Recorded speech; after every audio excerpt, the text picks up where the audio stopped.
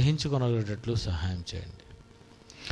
యేసుక్రీస్తు పేరట ఈ ప్రార్థన మీకు సమర్పిస్తున్నాము తండ్రి, ఆమేన్. ప్రియమైన దేవుని పిల్లారా,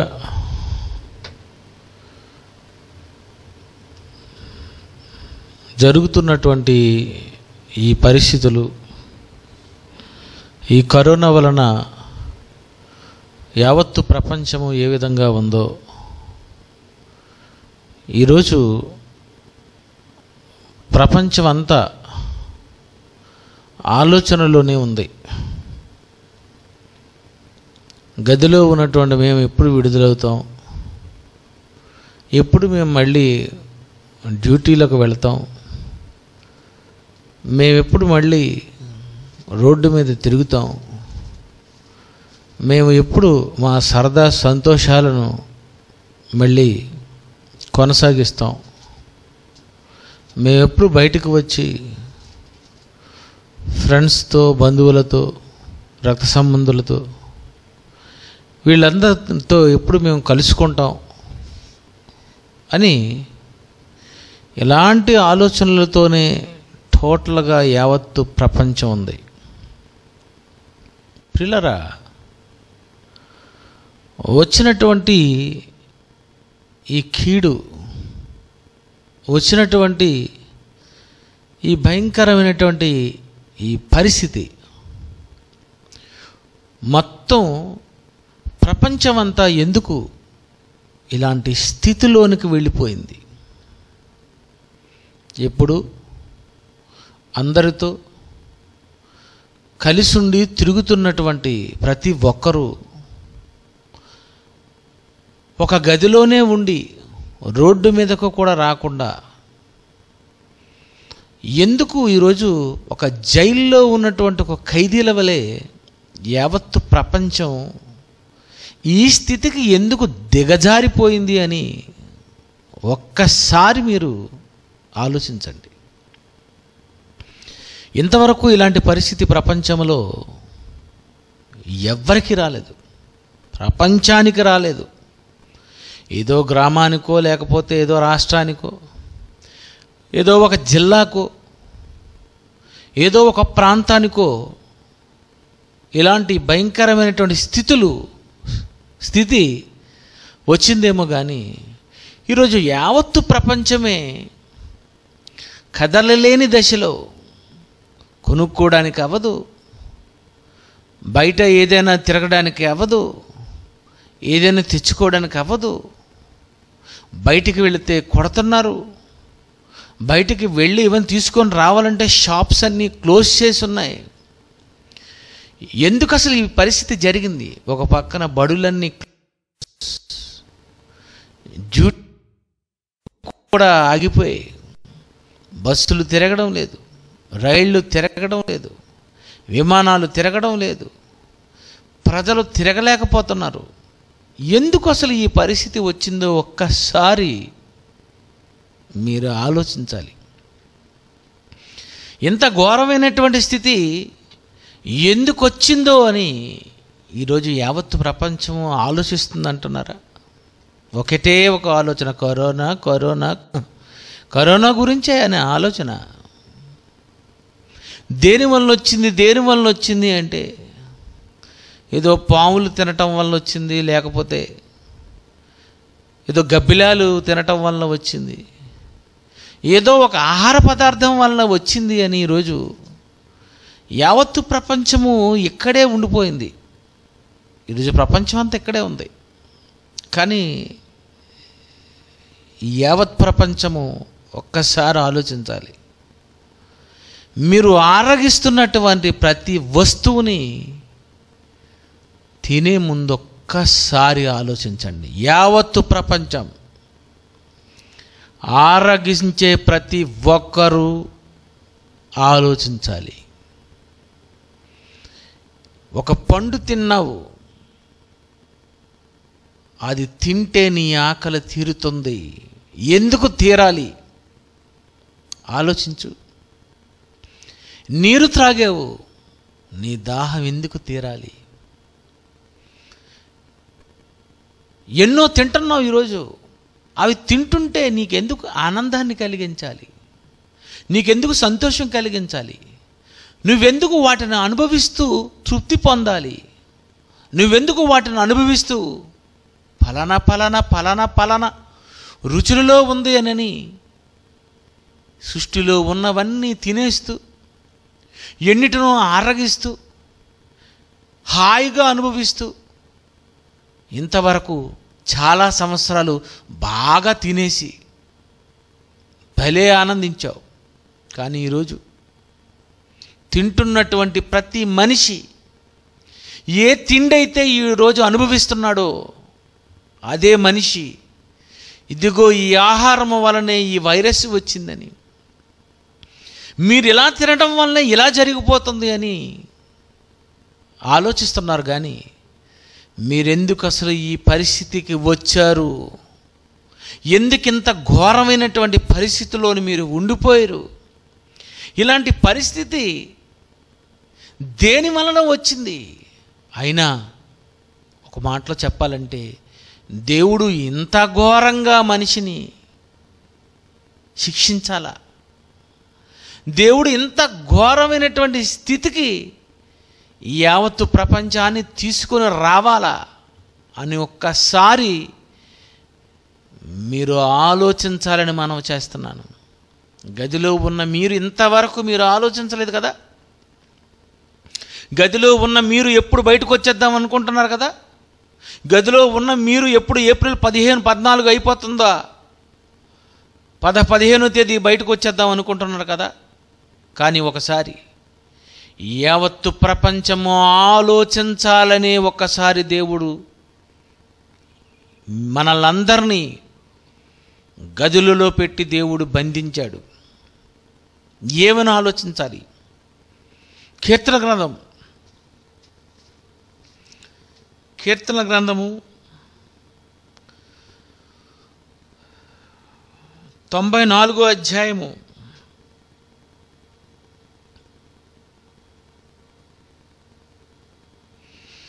8వ వచనము.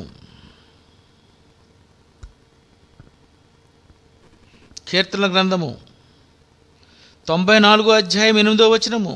జనులలో పశుప్రాయులారా, జనులలో పశుప్రాయులారా, దీనిని ఆలోచించుడి, దీనిని ఆలోచించుడి. బుద్ధిహీనులారా, బుద్ధిహీనులారా, మీరెప్పుడు బుద్ధిమంతులవుదురు, మీరెప్పుడు బుద్ధిమంతులవుదురు. జనులలో పశుప్రాయులారా, మీరు ఆలోచించండి, దీన్ని ఆలోచించండి. మీరింత పశువుల్లాగా అయిపోయారేటి? మీరింత జంతువుల్లా అయిపోతున్నారేటి? ఎవడైనా ఈ లోకంలో ఒక మాంసం కానీ, ఒక చేపలు కానీ, ఒక జీవిని కానీ వండుకొని ఉప్పు కారం అన్నీ వేసుకొని హాయిగా వండుకొని తింటారు. కానీ జంతువు తిన్నట్టుగా, ఒక పులి, సింహం, క్రూర మృగాలు తిన్నట్టుగా పచ్చి తినేస్తున్నారేటి? తిండి కోసమే పుట్టారా? తినడానికే ఈ భూమి మీద బ్రతుకుతున్నారా? ఏమి తిందుమో ఇదేనా ఆలోచన? ఒక్కసారి ఆలోచించండి. దేవుడు అంటున్నాడు, జనులలో పశుప్రాయులారా, దీనిని ఆలోచించుడి. బుద్ధిహీనులారా, మీరెప్పుడు బుద్ధిమంతులవుదురు. ఒక్కసారి ఆలోచించండి. ఎందుకు యావత్తు ప్రపంచానికి ఇలాంటి దుస్థితి వచ్చిందో ఒక్కసారి మీరు ఆలోచించాలి. అందుకే మీకు ఏప్రిల్ 14 వరకు మీకు రెస్ట్. బడికి వెళ్ళిపోతే నువ్వు ఆలోచించవు, డ్యూటీకి వెళ్ళిపోతే నువ్వు ఆలోచించవు, నీ వ్యాపారాలకు వెళ్ళిపోతే నువ్వు ఆలోచించవు. ఒకసారి నువ్వు ఆలోచించడానికి నిన్ను గదిలో పెట్టాడు దేవుడు. చాలా టైం ఇచ్చాడు. ఇప్పటికే చాలా రోజులుగా మీరు గదిలో ఉండి మీరు ఆలోచిస్తున్నారు. ఏం ఆలోచిస్తారంటే ఎప్పుడు కరోనా పోద్ది, ఎవరు మందు కనిపెడతారని. మందు కనిపెట్టినా, మందు కనిపెట్టకపోయినా, కరోనా రాకపోయినా నువ్వు ఒకరోజు కాటికి చేరిపోవాలి. ఇది పచ్చి నిజం. వెళ్ళిపోయే ముందు, నువ్వు మట్టిలో కలవక ముందు, నిన్ను మృత్యువు కబళించక మునుపు, నీకు మృత్యువే రాకముందు బ్రతుకున్న నీవు, గదిలో ఉన్న నీవు ఒక్కసారి నువ్వు ఆలోచించాలి. ఏమని ఆలోచించాలో తెలుసా? నువ్వెందుకు అసలు ఈ భూమి మీద పుట్టావు? నువ్వెందుకు భూమి మీద పుట్టావు? ఎందుకు మానవులందరూ ఈ భూమి మీద పుడుతూ ఉన్నారు? ఎందుకు పుట్టాలి? ఎందుకు జన్మ జరగాలి? ఈ జన్మకు కారకుడెవరు? మానవ జన్మకు కారణం ఎందుకు? ఈ మానవ జన్మకు కారకుడెవరు? ఈ భూమి మీద ఉన్న యావత్తు ప్రపంచం ఒక్కసారి ఆలోచించండి. నువ్వు జన్మించుటకు కారణం ఎందుకు? నువ్వెందుకు భూమి మీద పుట్టావు? ఒక్కసారి ఆలోచించండి. నువ్వు భూమి మీద పుట్టావు అంటే పుట్టించినవాడు ఉన్నాడు, పుట్టించిన అతను ఉన్నాడు, నిన్ను సృష్టించిన అతను ఉన్నాడు, నిన్ను కనిన ఆయన ఉన్నాడు, నీకు జన్మనిచ్చిన నీ కన్న తండ్రి ఉన్నాడు. ఒక్కసారి నువ్వు ఆలోచిస్తే ఈ భూమి మీద నువ్వు ఎందుకు పుట్టావు, నువ్వు కావాలని నిన్ను కోరుకున్నది ఎవరు? ఎవరు నిన్ను కోరుకున్నారు?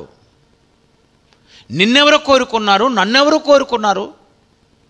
చైనాలో ఉన్న వారిని ఎవరు కోరుకున్నారు? అమెరికాలో ఉన్న వారిని ఎవరు కోరుకున్నారు? ప్రపంచ దేశాలలో ఉన్న ప్రజలందరినీ ఈ భూమి మీద పుట్టాలని ఎవరు కోరుకున్నారు? ఎవరు నిన్ను పుట్టించారు అని నిజంగా నువ్వు ఆలోచిస్తేనే ఈ పరిస్థితి ఎందుకు వచ్చిందో నీకు అర్థమైపోతుంది.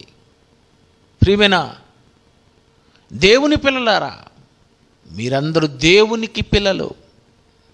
మీరు స్వయాన దేవుని పిల్లలు. మీరు దేవునికి పుట్టిన వారు. మలాకి గ్రంథము 2వ అధ్యాయము 10వ వచనము. మలాకి గ్రంథము 2వ అధ్యాయము 10వ వచనము. మనకందరికి తండ్రి ఒక్కడే కాడా? మనకందరికి తండ్రి ఒక్కడే కాడా? ఒక్క దేవుడే మనలను సృష్టింపలేదా? ఒక్క దేవుడే మనలను సృష్టించలేదా? గదిలో ఉన్న నీవనగలవా? యావత్తు ప్రపంచములో ఉన్నవారు, ఇండ్లలో ఉన్నవారు అందరూ ఒక్క దేవుడే మనల్ని సృష్టించలేదా? ఆ ఒక్క దేవుడే ఎందుకు ఇలాంటి పరిస్థితి తీసుకొని వచ్చాడు? యావత్తు ప్రపంచము ఎందుకు ఇలాంటి స్థితిలోనికి వెళ్ళిపోయింది? ఎందుకు దేవుడు ఇలాంటి పరిస్థితిలో ఎందుకు యావత్తు ప్రపంచాన్ని ఉంచాడు? నిజంగా ఒక్కసారి ఆలోచించు. నిన్ను సృష్టించినది దేవుడు. అందరికీ తండ్రి దేవుడే. నా ఒక్కడికి తండ్రి నా తండ్రి అనుకుంటే మరి నా తండ్రికి నా తండ్రి ఎవరు? ఆ తండ్రికి ఆ తండ్రి ఎవరు? ఆ తండ్రికి ఆ తండ్రి ఎవరు? తొలి మానవునికి తండ్రి ఎవరు అని ఆలోచిస్తే దేవుడే. దీన్ని ఎవడు కాదనలేడు. హేతువాదైనా, నాస్తికుడైనా, చైనా వాడైనా, అమెరికా వాడైనా, ప్రపంచంలో ఎవడైనా నా తండ్రికి తండ్రి ఎవరు? ఆ తండ్రికి తండ్రి ఎవరు? ఆ తండ్రికి తండ్రి ఎవరు? ఈ భూమి మీద తొలి మానవునికి తండ్రి ఎవరు? దేవుడు. ఆయనే తండ్రి. ఆయన వలనే నువ్వు వచ్చావు. ఆయన వలనే నువ్వు వచ్చావు. నీకు కనిపించని ఒక అతి చిన్న వైరస్ వచ్చిందంటే ఏదో ఒక జీవి నుండే వచ్చింది అంటున్నావు. చూసావు? దేని వలనో అది వచ్చిందా? దేని వలనో అది పుట్టిందా? అది చిన్నదైనా ఏదో ఒక గబ్బిలో నుండో, లేకపోతే పాము నుండో, మనిషి నుండో ఏదో ఒక జీవి నుండి జీవి వచ్చింది అని నమ్మే నీవెవరి నుండి వచ్చావు? నీవు వచ్చినది ఆ దేవుడి నుండి. దేవుని నుండి ఎందుకు ఇక్కడికి వచ్చావు? ఇదే ఈరోజు మీరు గదుల్లో ఉండి ఆలోచించాలి. నాకు సమయం అయిపోతే నేను మళ్ళీ తర్వాత చెప్తాను.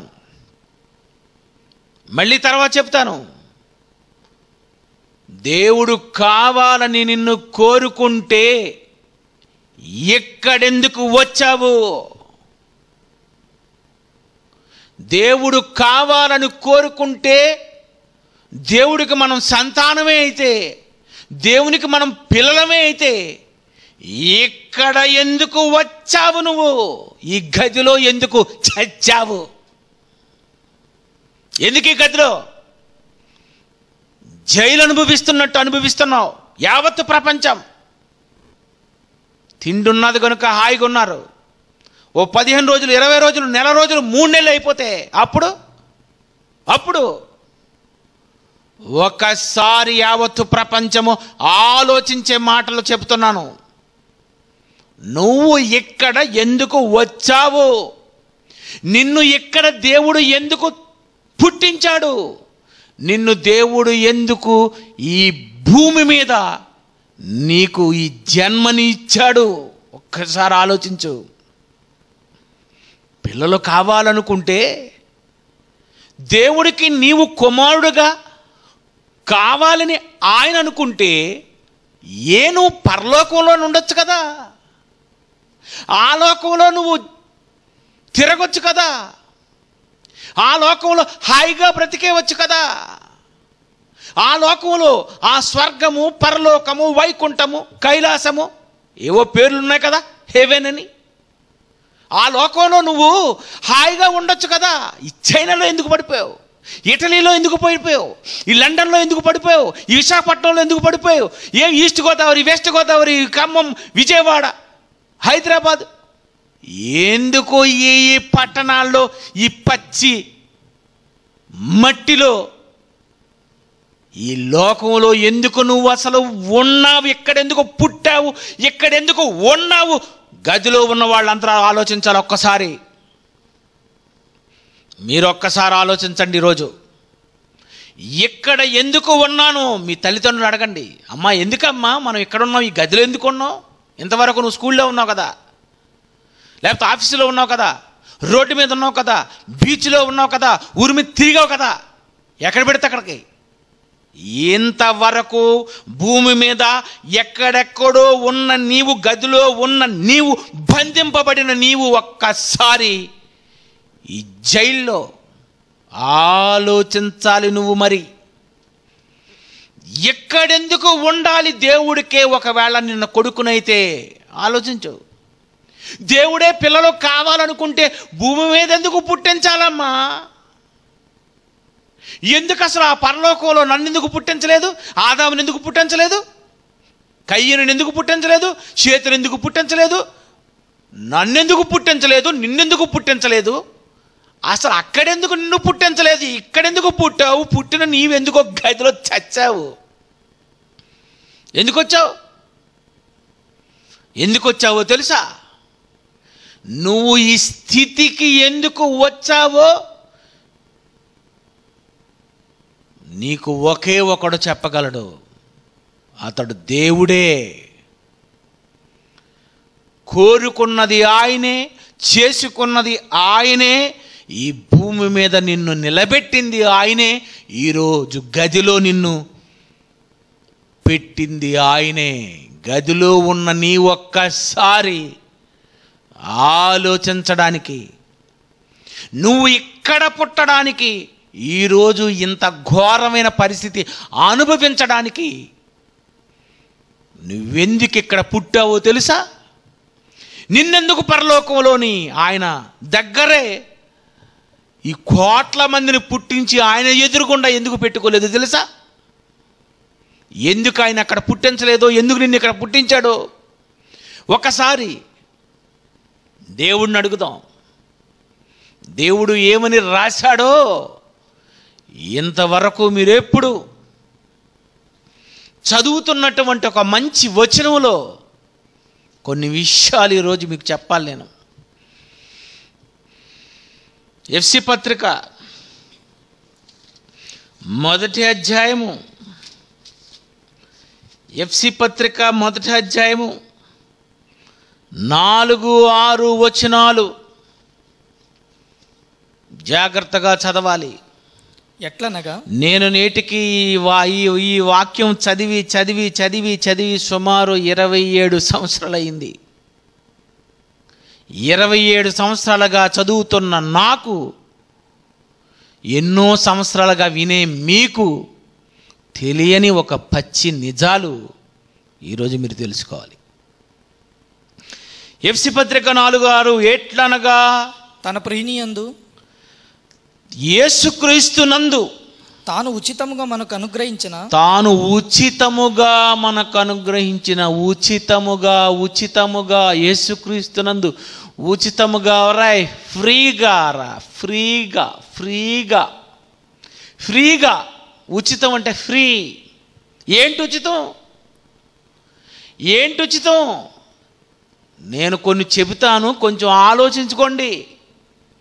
ఉచితం, నీ జన్మే ఉచితం, సృష్టే ఉచితం, యేసే ఉచితం, నీ పాపం క్షమించడమే ఉచితం, నిన్ను భూమి మీద పుట్టించడమే ఉచితం, ఫ్రీ. ఎట్లనగా తన ప్రియనియందు ఉచితముగా మనకు అనుగ్రహించిన తన కృపామహిమకు కీర్తి కలుగునట్లు తన చిత్త ప్రకారమైన దయా సంకల్పము చొప్పున, ఈ భాష మీకు అర్థం వదలండి, యేసుక్రీస్తు ద్వారా తనకు కుమారులనుగా స్వీకరించుటకై దేవుడు అనుకున్నాడు. నాకు కుమారులు కావాలి, యేసు ద్వారా మిమ్మల్ని స్వీకరించాలనుకుంటున్నాను. చెప్పిన మాటలు జాగ్రత్తగా వినండి అంటున్నాడు ఆయన. స్వీకరించుటకై మనలను ముందుగా తన కోసము నిర్ణయించుకొని మనము తన ఎదుట పరిశుద్ధులు నిర్దోషులనై ఉండవలెనని అనుకున్నాడు. ఎలా ఉండాలట? తన ఎదుట పరిశుద్ధులు, తన ఎదుట నిర్దోషులు. దేవుడు అనుకున్నాడు, మీరు కావాలి, మీరు నా ఎదుట పరిశుద్ధులు నిర్దోషులుగా ఉండాలి. మీరు ఎలా ఉండాలో తెలుసా? నా ముందు దేవుడనైనా నేను పరిశుద్ధుడను, నేను పరిశుద్ధుణ్ణి, మీరు పరిశుద్ధులుగా ఉండాలి. పాపాత్ములుగా ఉండడానికి వీల్లేదు. పేతురు రాసిన మొదటి పత్రిక. దోషులుగా ఉండడానికి వీల్లేదు. మీరు పరిశుద్ధులుగా ఉండాలి, నా ముందు నిర్దోషులుగా మీరు ఉండాలి అని నేను అనుకున్నాను. ఇది నా సంకల్పము. ఈ సంకల్పములో, నా ఆలోచనలో మీరు పరిశుద్ధులుగా ఉండే రకంరా. మీరు కప్పలు తినేస్తారు, పాములు తినేస్తారు, పందులు తినేస్తారు, పచ్చివే సింహం తిన్నట్టుగా తినేస్తారు. ఆక్టోపస్ ఇలా కదులుతూ ఉన్నదాన్ని కూడా మీరు పచ్చితే తినేస్తారు. ఏట్రా బాబు మీరు ఇలాంటి వాళ్ళు? ఛే, చాలా దరిద్రంలా కనిపిస్తున్నాం. మీ వీడియోలు చూసుకోండి ఒకసారి. మీరు తినే తిండి చూసుకోండి. నేను కలిగించింది ఏంట్రా? మీరు తినేది ఏంట్రా? కొన్ని జీవులు తినడానికి చేశాను, కొన్ని జీవులను మీరు తినడానికి చేశాను. మీ తిండి నా పిల్లలు తినే తిండిలా లేదు, జ్ఞానులు తినే తిండిలా లేదు. దరిద్రంగా ఉంది. మీ తిండికి బాగలేదు, మీ బ్రతుకు బాగలేదు, మీ డ్రెస్సులు బాగలేవు. చిరిగిపోయిన ప్యాంట్ ఎట్రా? చిరిగిపోయిన ప్యాంట, ముడుకులు చిరిగిపోయింది, చెప్పులు చిరిగిపోయింది, అక్కడ చిరిగిపోయింది, ఇక్కడ చిరిగిపోయింది. అయినా చిరిగిపోయిన ప్యాంటు కొనుక్కుంటున్నారు ఏట్రా? ఇంత పిచ్చినా కొడుకులు ఏట్రా మీరు? దేవుడుగా మాట్లాడుతున్నాడు దేవుడు. మీరు పరిశుద్ధులుగా నిర్దోషులుగా ఉండాలనుకున్న పరలోకంలో చిరిగిపోయిన ప్యాంట్లు వేసుకొని తిరుగుతారా మీరు?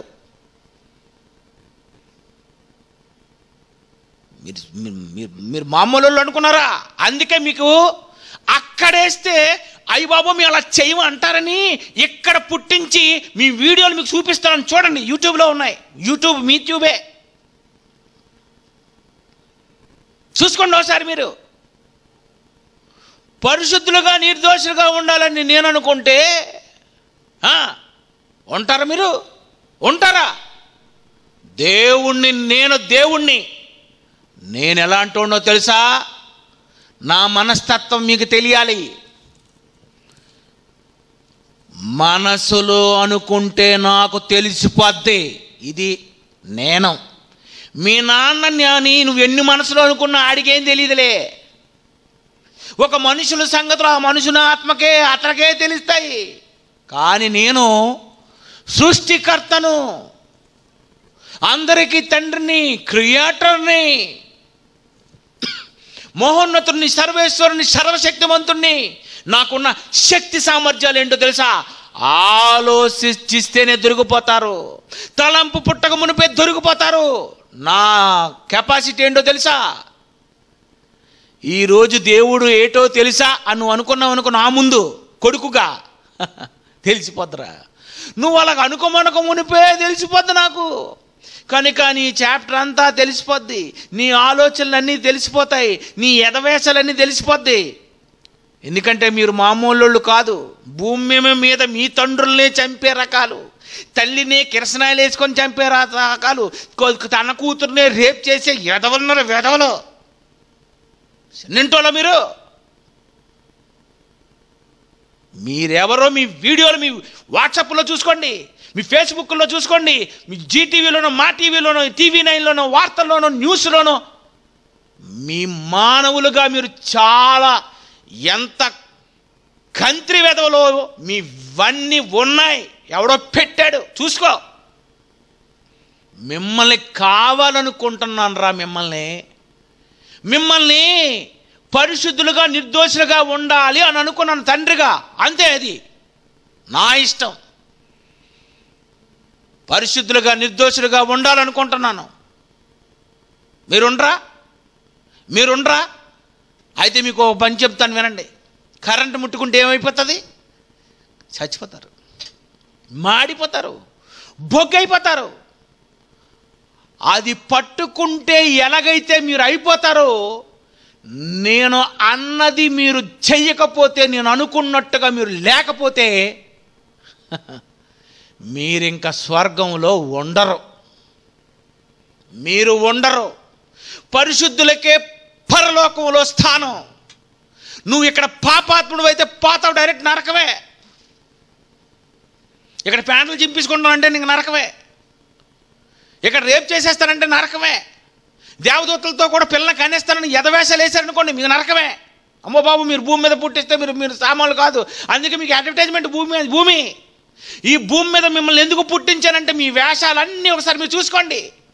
ఇలాంటి మిమ్మల్ని కావాలనుకొని నేను పరలోకంలో మిమ్మల్ని పుట్టించి పరలోకంలోనే ఉంచితే మీరందరూ తప్పు చేసి పాపము చేసి పరలోకాన్ని పోగొట్టుకుంటారు. కనుక దేవుడినైనా నేను ఏం చేశానో తెలుసా? కిందకి చదవండ్రా.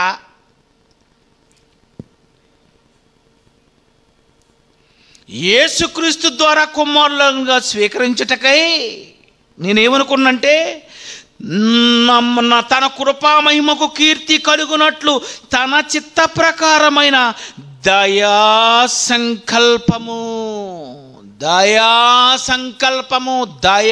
సంకల్పం అంటే అర్థం ఏంటో తెలుసా? దయ ఉపయోగిస్తాను కొన్ని టైంలో. దయాదాక్షిణ్యాల వలన. అబ్బా, ఏ దాక్షిణ్యాల వలన?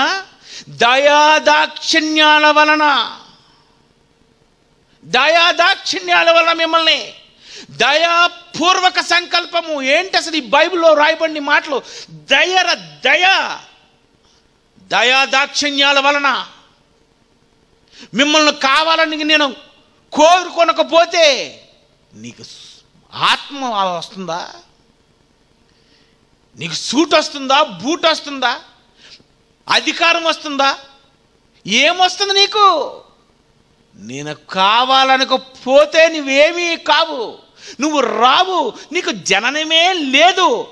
కానీ ఇంత మీరు నీచులు, పాపులు, దుర్మార్గులు ఇలా మారిపోతారని నాకు తెలిసి తెలిసిన నేను మిమ్మల్ని ఎందుకురా బాబు ఇలాంటి వాళ్ళు వద్దు అని నేను అనుకోకుండా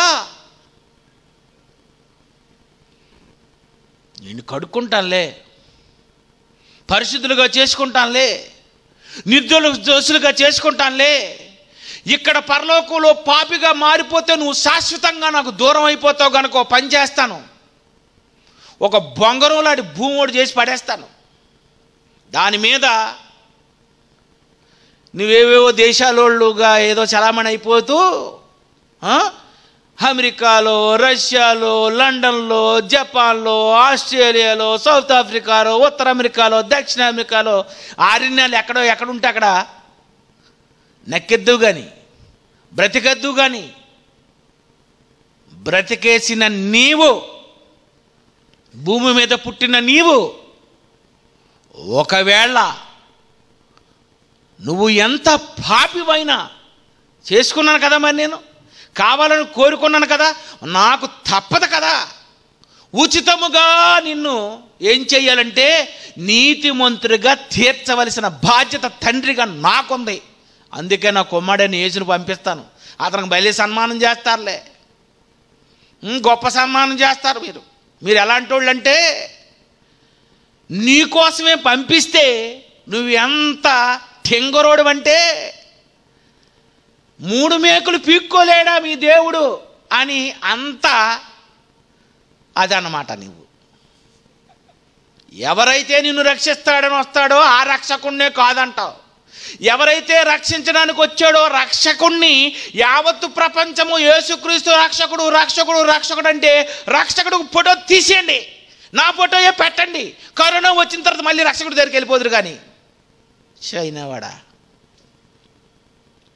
మీ పరిస్థితి బాగోలేదురా, మీరు అసలు మంచోడు కాదు నాకు తెలుసు. నిన్ను